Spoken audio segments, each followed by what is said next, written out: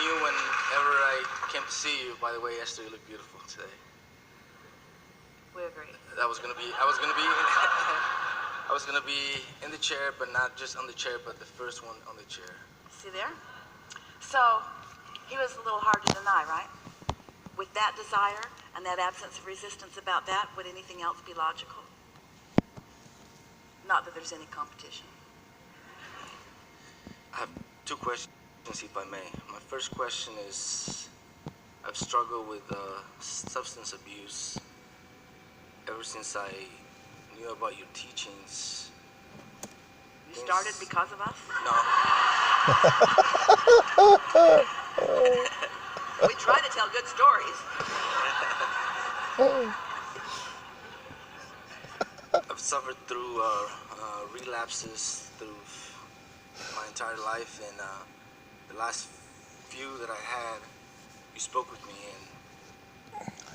and you said, this is Abraham, but you can call me whatever you want to call me, as that name does not really matter at all. It's where you are. I felt I was in the vortex during there, and you did also say that I was in the vortex, but the continuous usage of it will never get me there. It was like that every time. The most important thing for you to take away from this conversation, let's just soften the word struggle a little bit, even though we know a lot of times it's felt like struggle, but let's just soften that word. And let's soften the word abuse too. And let's just acknowledge that what was really going on is that, now you tell us if we are accurate about this, of course we always are, that you're looking for some relief. Looking for some relief.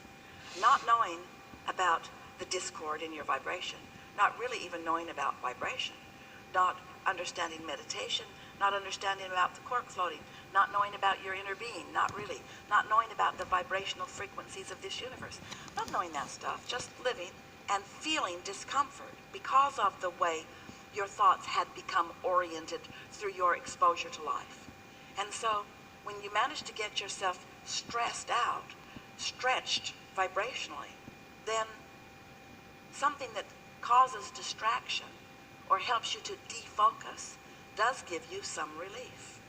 But it's not permanent relief or even good relief in the sense that it doesn't stick because there was no deliberate focus involved in the changing of the vibrational frequency. We're going to give you a strange example, but you're going to like it. So let's say you are a lifeguard and you're committed to helping people not drown who seem determined to drown. Like Jerry. Say again? Like Jerry. And so you have hold of somebody who is just not only seeming determined to drown themselves, but to drown you too. So you just knock them out. Just knock them out. And for a while it goes better. In other words, now you can paddle them in. And so that's what a lot of people do with the drugs and alcohol and substances. It's their sort of last-ditch way of just stopping the vibrational frequency that is the point of attraction. So when you sleep, your withdrawal of focus slows momentum. And don't use this as an Abraham recommendation to go get high on something, because that is not what this is meant to be. But when you are distracted because of the substance, it does slow the momentum and it does give you a vibrational ease between this desire that is calling you and your unwillingness to go. For a little bit of time, you might be moving more in the direction of who you really are. For example, when you see someone, that's why they say, I feel high. They feel less bound to the things that have been bothering them. And so let's just start by not calling it abuse. Let's call it misunderstood attempt at relief that was not long-standing. So then all kinds of other things begin complicating it. We want to give you a picture of how life really works well for you. So contrast sometimes is hard and it causes you to launch a desire.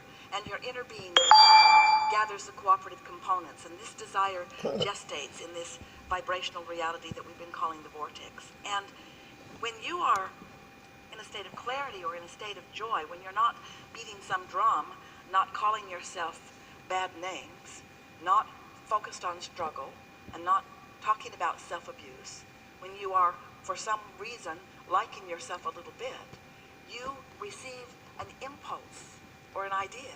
And when that impulse or idea comes, that is you in sync with you.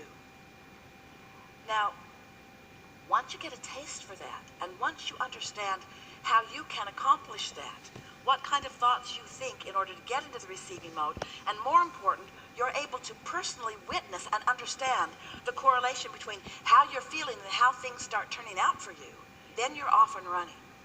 But if you are just feeling bad and then taking something, it's like putting Novocaine in your hand so that you can't feel the hot stove. It does solve the immediate problem, but there's a problem that comes next. This doesn't hurt at all, but what's that funny smell? And what am I going to do now that my fingers are gone? So you don't want to numb your emotional senses. You want them to be active so that you can guide your thoughts to harmonize with what's in your vortex so that you can be the realizer of the things that you are asking for.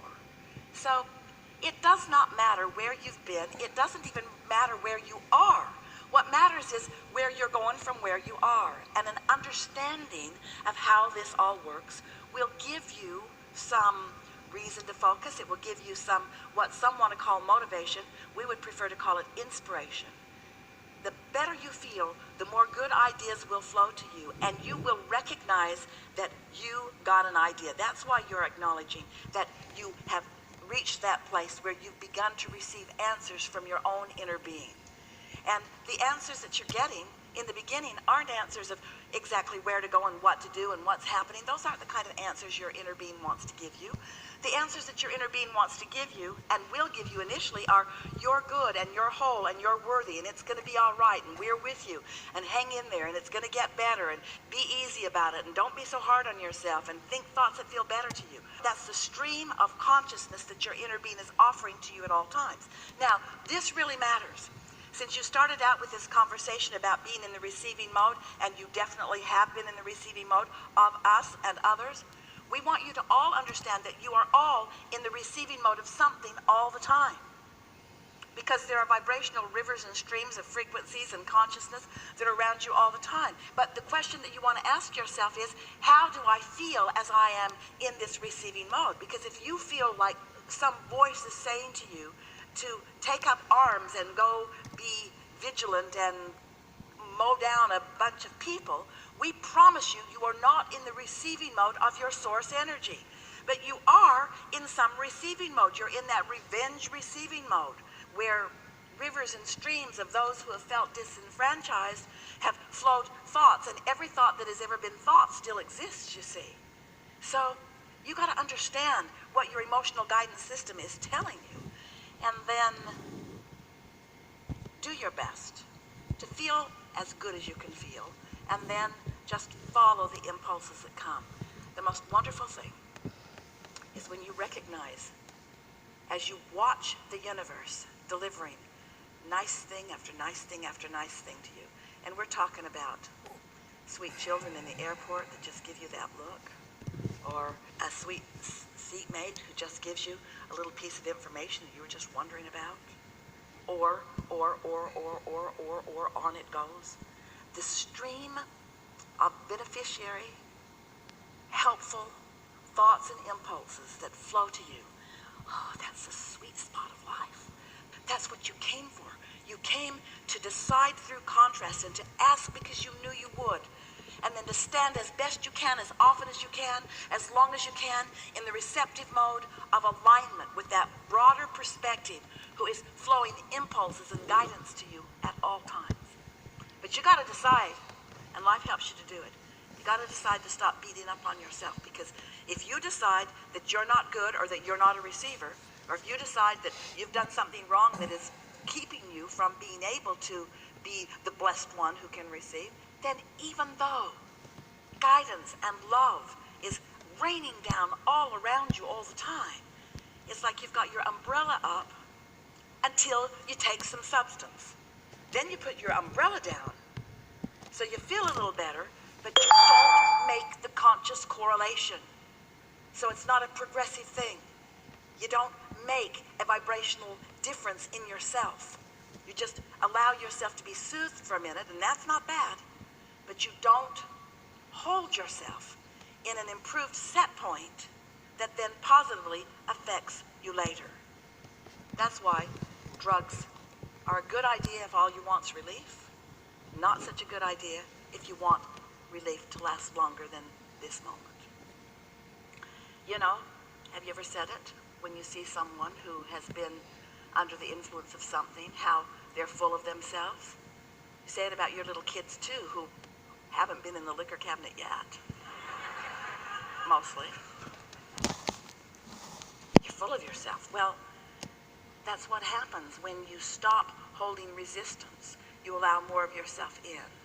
And so that's why sometimes you feel less inhibited. Sometimes you feel less self-conscious. Sometimes you feel more able to cope with the relentless judgment of your fellow human beings. Care less about what they think when you're less able to focus on what they really mean. I love you too, man. When I was there in the vortex, was that really Abraham speaking through me, the words that, and the feelings and the vibrations that were going through me, or was that because of the use, like, imaginary? You've experienced both, and you know the difference. You've experienced both, and you know the difference. True alignment is more sustaining. We would not look for your connection with your inner being under the influence, because as you are acknowledging it, you can't sort it out. Main things you said, after many years of being clean, that was our strongest communication. You did say you will write a book, one of many, and that is. Wouldn't that be a book that others would like to read? Aren't there just so many people who would like to know what their desire for the substance is, why it's there, and why there is some benefit but then mostly not? What you want is clarity. Clarity is the optimum feeling of alignment. And so sometimes people under the influence of some things, Esther has never utilized any drugs, so she doesn't have a good vocabulary about it. But sometimes people under the influence do feel clarity that they have not experienced before. Jerry talks about a friend who, under the influence of something, was so full of himself and just rambled on for hours. He was so sure that he had outlined all of the secrets of the universe. But to those who were listening, not so clear. And so you really want to be able to translate this vibrational frequency of source energy into a physical, tangible equivalent that you can understand. Enough? Really good. Really good.